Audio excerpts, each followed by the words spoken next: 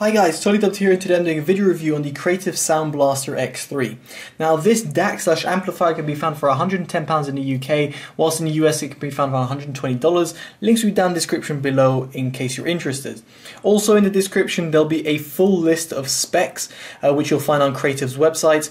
The reason I say that is because there's a lot of different bit rates and resolutions the DAC can do, and I'm not going to list them out because it's going to take off the entire video, so I do suggest you check them out. What you should know, however, is that the DAC is capable of 32-bit 192 at its its highest, and that's connected over PC, so worth bearing in mind in case you're interested. Now the DAC itself features a lot of things, but specifically Super X-Fi, which I'm going to go in depth about and talk about, and of course you can see the variety of different things that it has over here, such as Scout Mode and Crystal Voice, which is something you can enable through the desktop app.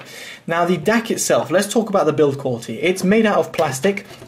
You can see that it doesn't look particularly appealing to some people, but at the same time it's not trying to kind of like showboat or kind of take center stage on your desk. It's trying to stay quite conspicuous and sit in the background.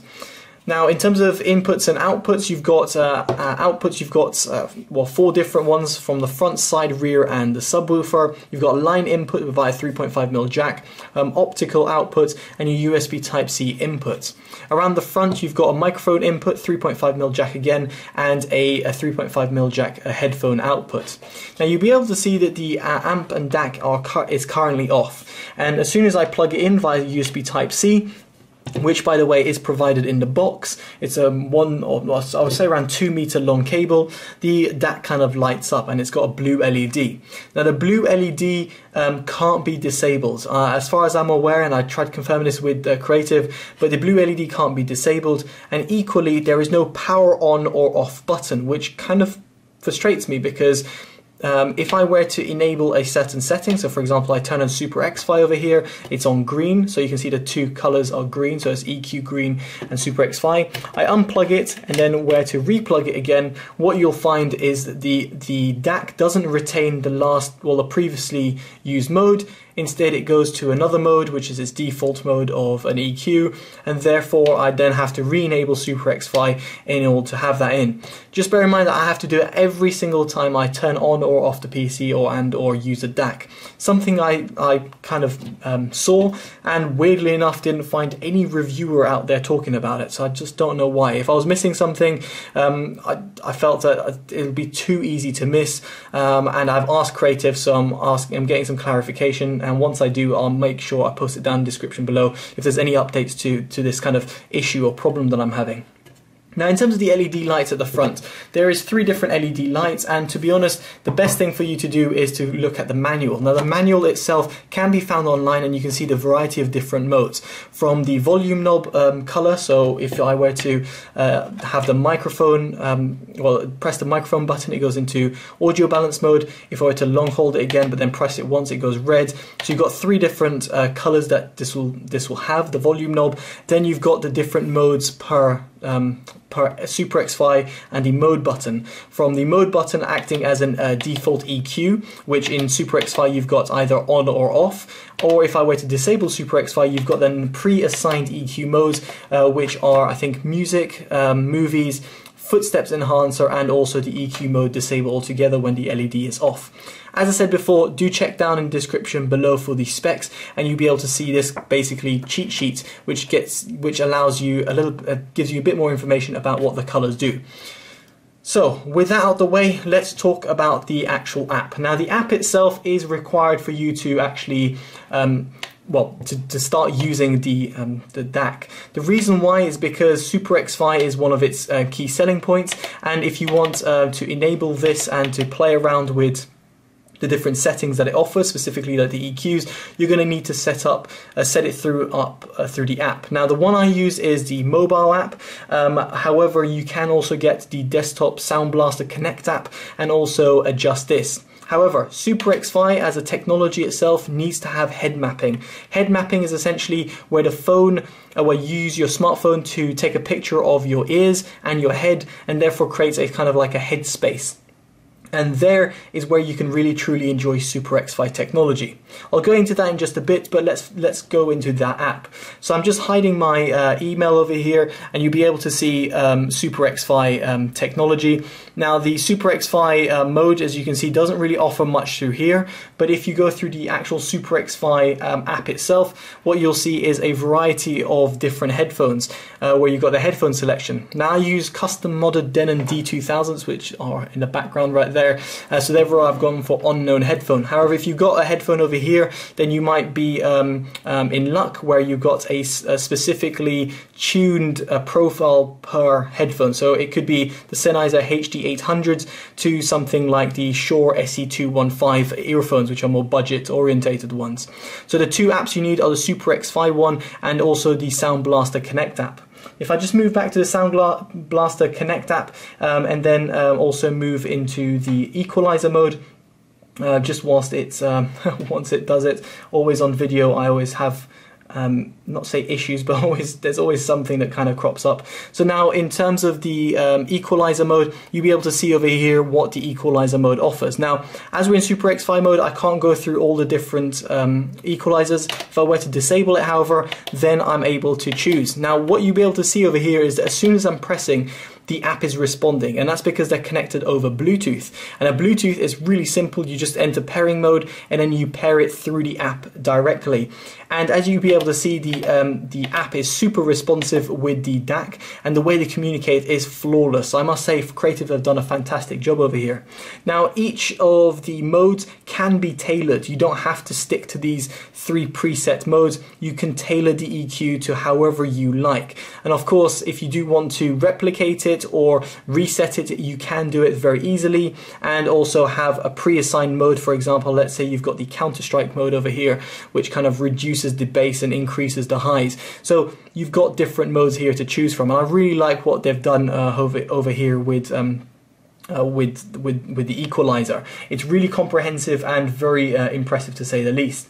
Now in the playback mode of the app, what you'll be able to see over here is you've got speakers and a headphone selection. Now, the headphone selection comes in 2 modes. You've got 32 ohms and 100 to 149 ohms. In my case, my headphones I think are around 32 ohms, where some headphones will also sit at 16 ohms as well, so worth bearing that in mind. But if you've got high impedance headphones such as the Sennheiser HD 800s, which run around 600 ohms, you might want to go on high headphone gain. I personally use the DAC at around 25-30% on normal gain, so I'd be very surprised if you start cranking it up much louder, even on high headphone gain. Going back from there, you've also got direct mode and also filters, which you can adjust the phase level and the roll off, which is again very impressive to see, and the fact that you can tailor all of these things straight through the app.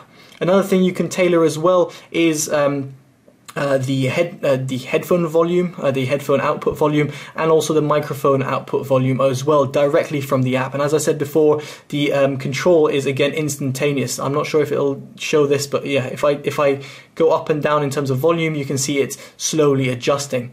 So the app itself is very comprehensive, and I'm very impressed with it in integration, and the way that they've done this is again very impressive on the whole. So now, with that out of the way, let's talk about performance. Now, before I talk about Super X-Fi and the headphone amplifier, I do want to talk about the microphone input. The microphone input is very good. What I tested is with the ModMic 4.0, which I actually use on a daily basis. You'll be able to see over here, and I found myself to be very impressed with the overall microphone quality. The recording quality is very nice and clear, not too boomy, nor too like crystallized. It just sounds great. The fact that I can also customize that through the Sound Blaster Connect app adds to the layer of customizations that you can have through your microphone. So in my case, I just felt that the default mode was actually the best, and it replicated my voice very well, which is great because you don't need to then worry about a separate USB sound card or a DAC for your microphone. You can just route it straight through the X3. So next up, we're going to talk about Super X-Fi technology. Now, in order to enable that, you want to turn this to green, and I would suggest turning on the EQ. In my mode, I had the R&B EQ selection, normally for music, but actually for Counter-Strike it actually worked better. I preferred it over the normal Counter-Strike setting. Now, what does Super X-Fi do? Well, Super X-Fi is like a virtualization software which essentially maps a kind of 5.1 or 7.1 surround system around your headphones or earphones.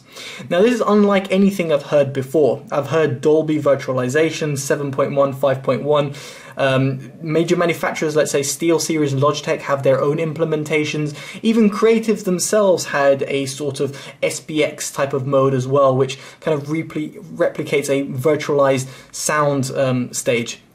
But Super X-Fi takes it to a whole new dimension. And I'm not just trying to say this. I am an unpaid, unsponsored reviewer. I'm not sponsored by Creative anyway for saying this. I'm just sharing you my experiences that Super X-Fi really did kind of transform that surround sound experience. Let me put it into perspective. I played a game of Counter-Strike, competitive Counter-Strike. I wasn't going in casual or deathmatch like that. I was really putting this DAC to the test, and for someone like me who really is demanding with audio, and specifically when it comes to games, the last thing I want to have is a DAC that's replicating positional cues in the wrong way, specifically in a game like Counter-Strike where positional cues make or break the win or loss of a round. Now, in my case, with Super X-Fi disabled, I found myself listening to almost like a regular pair of stereo headphones. So my Denon headphones over here, it just felt like I was having a left and right channel. Not to say it was bad, but it just had a normal stereo feel. Very much like my Chord Hugo 2 DAC that I've got over here. It's an audiophile DAC, and yes, that's exactly what it did. However, with Super X-Fi enabled, that sort of sound stage and that sound space, shall I say, completely changed.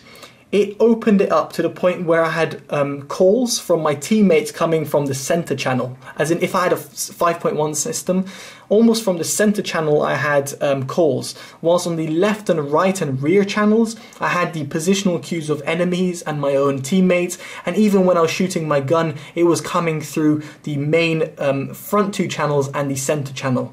It was an experience like I was sitting in front of my computer desk and listening to my 5.1 surround system versus me listening to headphones that have been replicated with a virtual surround system. Now, this technology does take a little while to get your head around. Quite literally, you do have to kind of appreciate what you are listening to and kind of forget about the norm of what you would expect from a virtual surround sound system. Then what you'll have to do over here is just remember that you're sitting in front a set of speakers which are positioned in front of you and around you. And once you get your head around that, then the Super X-Fi technology starts making a lot more sense. And when you literally get your head around it, then you start to appreciate it. And all I will say here is that be it in movies, be it on YouTube videos, be it on music, or even on games, I saw myself using the Super X-Fi technology enabled versus having it disabled. Now, this technology is like Marmite. Some people hate it, some people love it. You will see from reviews of the X3 itself, or Super X-Fi generally speaking, from previous or some of Creative's previous products. But I will say that personally, I really do like its implementation. So what about with Super X-Fi disabled? So when I disabled Super X-Fi, you didn't get wide soundstage. You got that stereo 2.0 sound, which you're more accustomed to listen to via your normal DAC or audiophile DAC. Now in this case, I found myself disabling EQ altogether.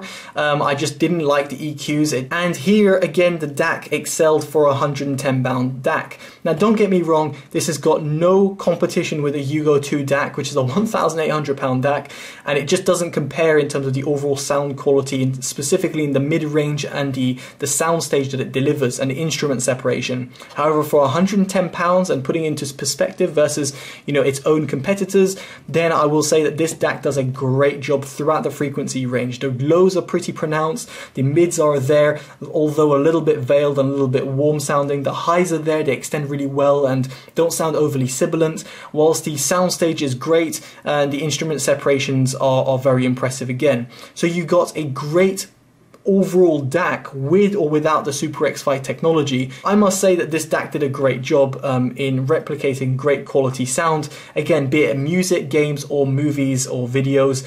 I was just impressed throughout the range. So all I will say is that for £110, be it if you like Super X-Fly or if you don't, I would very much consider this DAC, and if you consider its limitations, I think you'll find that this is a fantastic product and one that I would thoroughly recommend. So there we go, guys. I've been Totally Dubbed. I know it's been a long video, but hopefully you've stayed with me throughout it, and if you have, thumbs up to you. Alright guys, Totally Dubbed out. Take care and bye-bye.